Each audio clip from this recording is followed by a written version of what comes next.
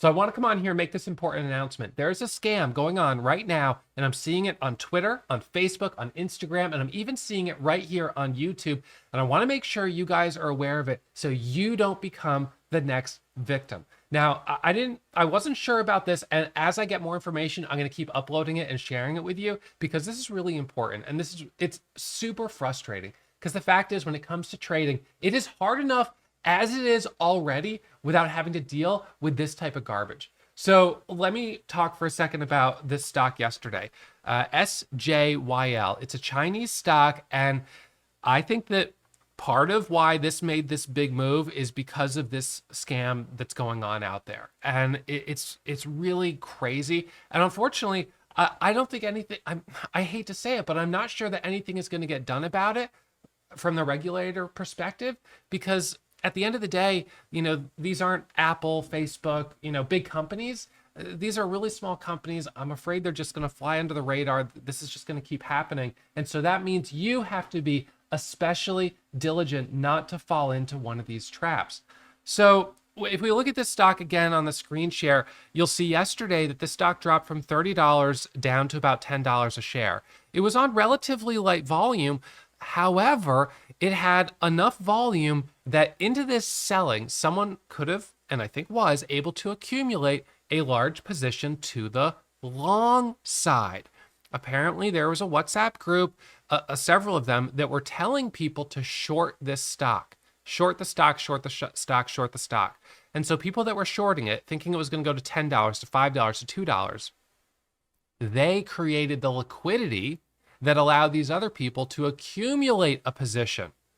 And then all of a sudden, it halts up once, it halts up a second time, and now all the people who shorted are now forced to cover, and all of a sudden, the orders to sell are gone, and this thing resumes, I'm not kidding, at 500, it goes to a high of $509.87.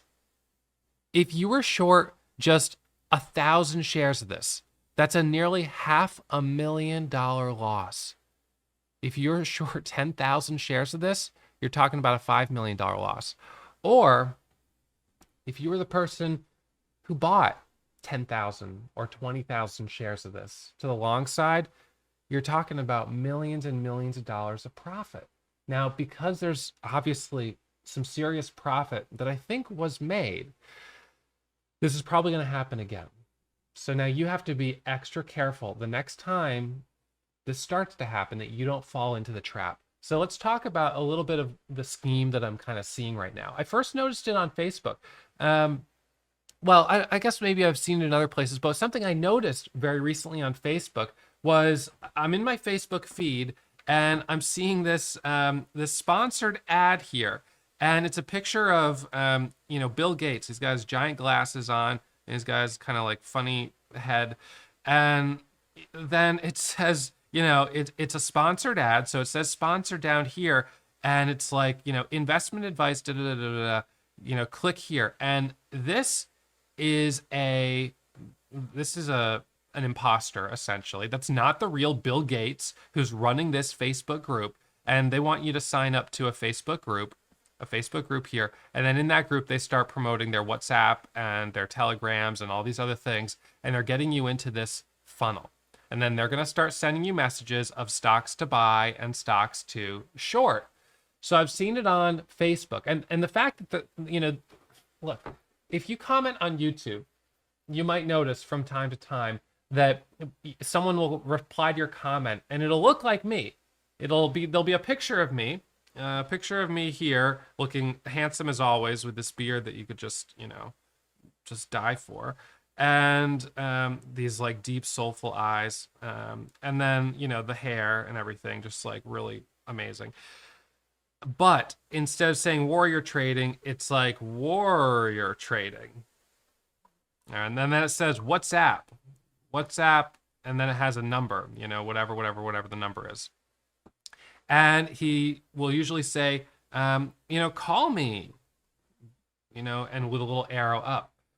Now, this has been going on for a really long time, and it happens to me. It happens to probably every trader out there who's also got a YouTube channel. But the sponsored ads I'm seeing on Facebook kind of takes it to another level. because these people are actually running and spending money on paid ads, pretending to be Mark Cuban, Jeff Bezos, Bill Gates. I mean, these really, really big people.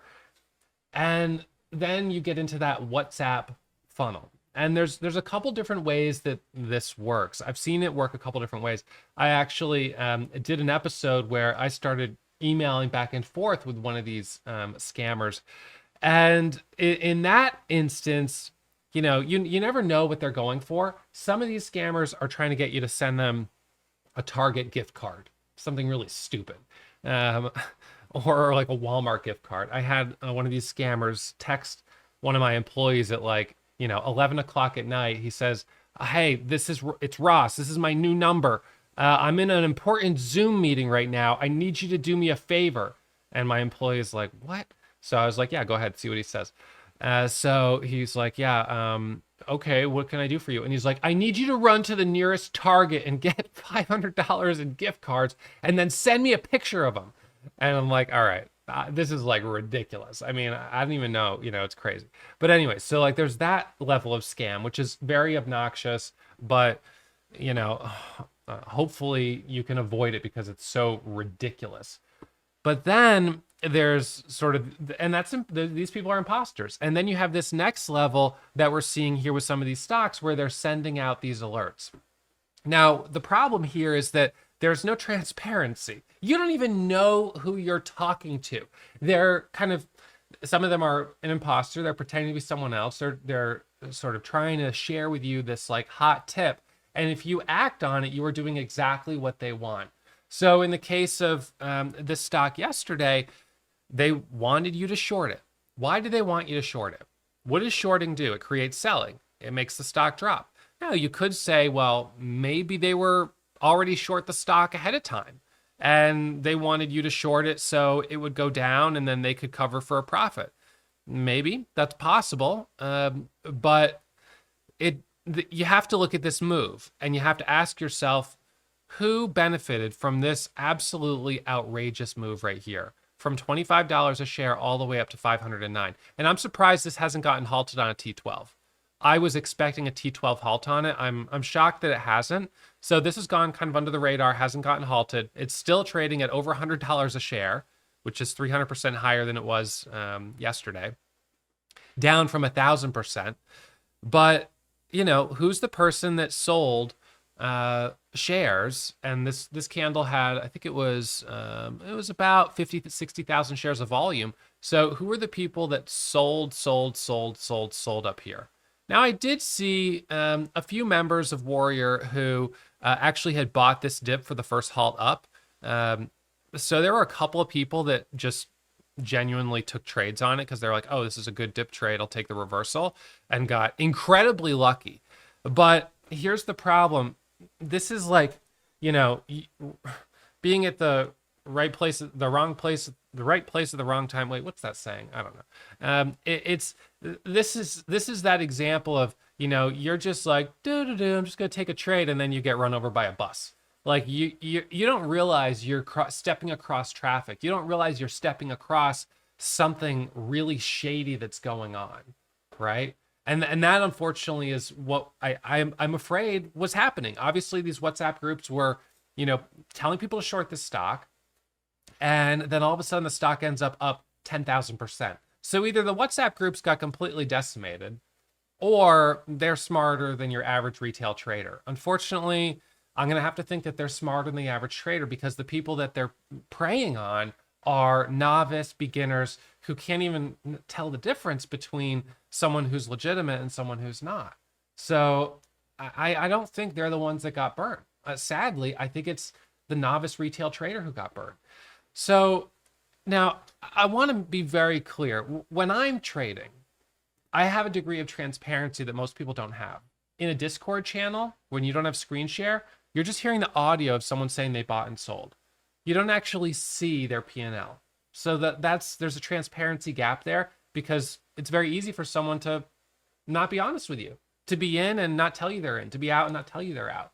When I'm trading, my screen is right up there in the window. Oh, well, I'll show it to you. Actually, I'll log back in and show it to you. So I'll put this back up. So let's see. So you'll see. I didn't take any trades today, but that's fine. So when I'm trading, I have my P&L right up here like this, so you can actually see what I'm in. So I'll just for the sake of this video, I'll just buy one share of Bank of America, whatever. It doesn't matter. So I'll just buy one share.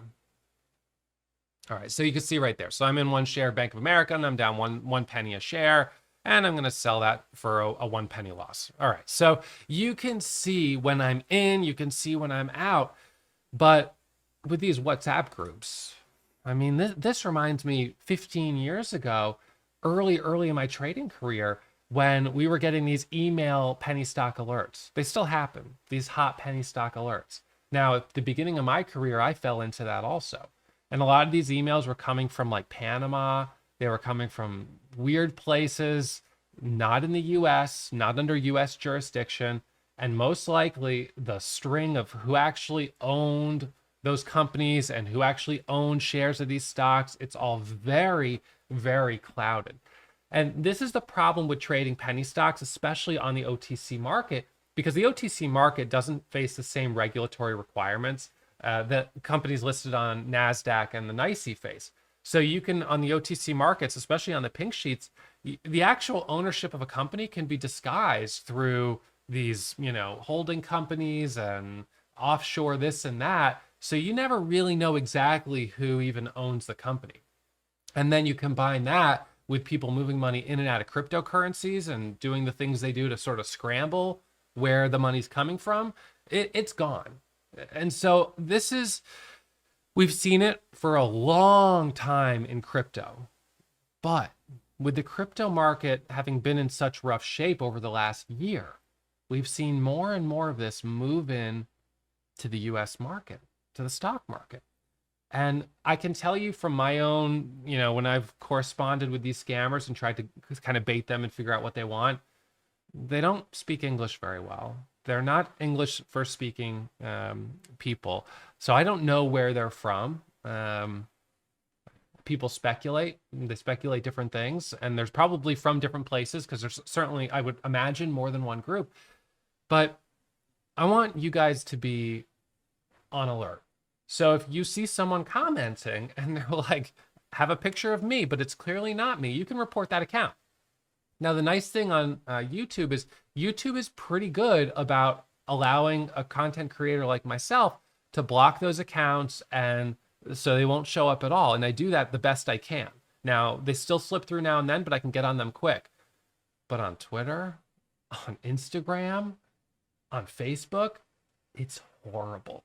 And so even on Facebook, I've seen people that there are hundreds of accounts that say Ross Cameron and have my profile picture. Hundreds. And they're bots. They just automatically create them.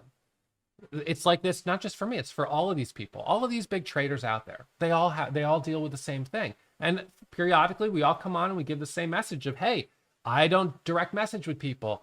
Don't ever send me crypto. I don't invest for you, stock or crypto or anything.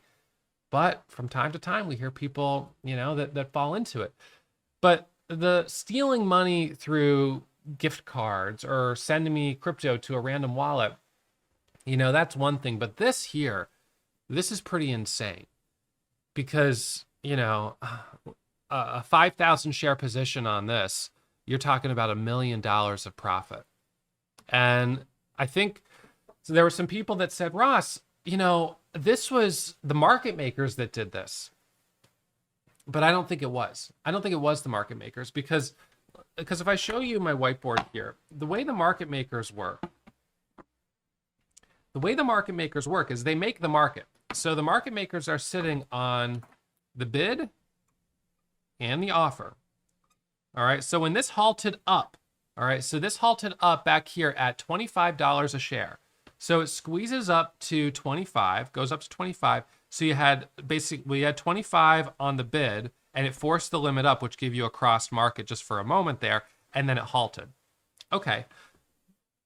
Now it's halted up. And all the offers that they already had at 30, 35, 40, 45, 50, etc. Those are all still there. And then there's also the actual real people who put orders to sell at all these different increments. Those are all there. So how's the stock go to 500? Someone put a buy order here. I don't know how much they put the order for. Oh, well, obviously they were willing to pay as much as $509.87 right here. They put the buy order there, and they put enough shares here. Maybe it was 25,000. I don't know. Maybe it was 50,000. Maybe it was, I don't know how many shares they put. But they put out enough shares to buy every single one of these orders. Gone. And even short sellers who are like, I'm going to put a short order at $300. This is crazy. Well, the resumption price was still showing at one point 700, then 500. So even though the resumption price came down because new people put out sell orders, there were more buy orders than sell orders, and that created the imbalance. So, where did those buy orders come from? Those buy orders could have come from shorts, but initially, see, this is the thing. Initially, the moment it was halted and started showing that $700 resumption, what that tells me is that the moment it went into the halt, there was already a huge order right here that just was basically, it could have been a market order. Could have been a market order, and it was huge. Now, could that happen because of a fat finger? Someone typoed a 150,000 share market order by accident. It could happen. However, this didn't resume until after hours, and market orders do not work after hours. So that market order, I don't know exactly how that would have worked. I would think that order would have been canceled at exactly 4 p.m. And if that had been the case, the imbalance would have come back down. Now, you should be able to cancel an order that's out there that hasn't executed in this type of instance. And usually you'd be able to. But in this case, I don't know. It depends on the broker. So initially, you get that big spike. And then even if they cancel the order, now you've got short sellers who might have been short at $10 or $15 that are now like, oh my gosh, I have to cover. And this is where things get a little scary, because now you have your actual clearing firms who are like, we have a trader right now who has an unrealized loss of $1 million on this stock, which is showing a resumption quote of $700 a share. What are we going to do about this? It's been halted for several hours. It's still showing the same price. They're going to be at a margin call. The second it resumes, we have to step in and liquidate. Now, there's a story of BPTH where one short seller accumulated an 800,000 share short position. It wasn't on a stock like this exactly. It had a lot more volume. It was on a biotech that was up with no news. So he just started shorting it, but then it kept going higher and higher. And when he was down over $10 million, his own firm was like, we need to get this trader out of that position. And the clearing firm was like, you're going to be at a margin call. This whole firm is going to be bankrupt. And so now the clearing firm comes in and they have to start closing the position. And when they start closing the position, they start pressing the buy button for 50,000 shares. They did that 10 times, cleared 500,000 shares. The stock started squeezing from 12 to 15 to 20 to 25 to 30, 35 to 40. It was insane. I remember it because we were trading and I was like, this is crazy. One short seller got completely wrecked, completely bent on that trade. Well, on this, I don't think it was just one. I think it might have been a lot of small rookies who could have never possibly imagined that you could lose that much money on a short. And now here's something a little bit depressing. On this trade, a short at $15 a share, the most you could have ever made is 100% if it goes to zero. You would have made a 100% return on it. And on this, you had the potential, as it turned out, to lose over 1,000%. That is a horrible profit to loss ratio. So this should be a warning about shorting small cap stocks, especially shorting Chinese stocks, Chinese IPOs, because these have been really popular for these types of moves. And I talked about it yesterday. We saw it on several others in the last few weeks. We saw it on WBUY. In one day, it drops from 14 down to like $1 a share. I don't know. Now I'm wondering if this one was also, group SMS or WhatsApp messages going out telling people to short it. Or if you know, tell us in the comments. I'd love to know. CHSN, another one, big drop. I mean, and then we had the whole thing with the special acquisition companies, which that I don't even know what to think about. So we're seeing this on so many levels, and it's concerning and it's frustrating. I mean, look, I love trading, I love volatility, but I need to be able to manage my risk. And so, I've done well this year, and I'll focus on stocks where I can manage my risk. But I hate seeing beginner traders get blown out because of something like this. It's a real shame. It's the same thing as a beginner trader getting blown out trading OTC penny stock that just drops 90% in one day, or they short it and then it goes up 500% in one day. So for those of you out there who are short sellers, I would urge caution shorting these nano float stocks that have less than 10 million shares and are also in a category that has explosive potential. Special acquisition companies and recent IPOs. Now, as a long bias trader, I see some potential in those, and those have been places where I've gotten some wins in the past, but I get nervous trading something where I think there's any risk of it getting halted on a T12. And I get nervous trading things where I'm worried something like this is going on, because it's like that creates a whole layer of complexity that I don't want to be involved with and I don't fully understand. Now, some people would argue, look, who cares who's doing this? It's creating volatility. Volatility's opportunity. Capitalize on opportunity at the end of the day. Okay, yes, that's a fair argument, but the risk of getting caught in a T12 halt is not an acceptable risk. Today, if I had bought this, this stock at $180 a share when it was looking like it was going to go up to 200, 100 shares would be $18,000 in the position. 1,000 shares would be 180 grand. If that got halted on a T12 and never resumes, that's a bad situation. If you're short, it gets halted and doesn't resume for a long, long time. You're still paying borrowing fees every single day that it's halted. That's a high level of risk. Now, something else that I've noticed, which I think sort of fuels what's going on here, on Twitter, I've been noticing these, I think they're bots, because they're different profile pictures, but they're all putting the same message, the same exact message. And they're all promoting and advocating shorting these stocks. Some of these ones like ZJ, forgot the whole ticker. Anyways, doesn't matter.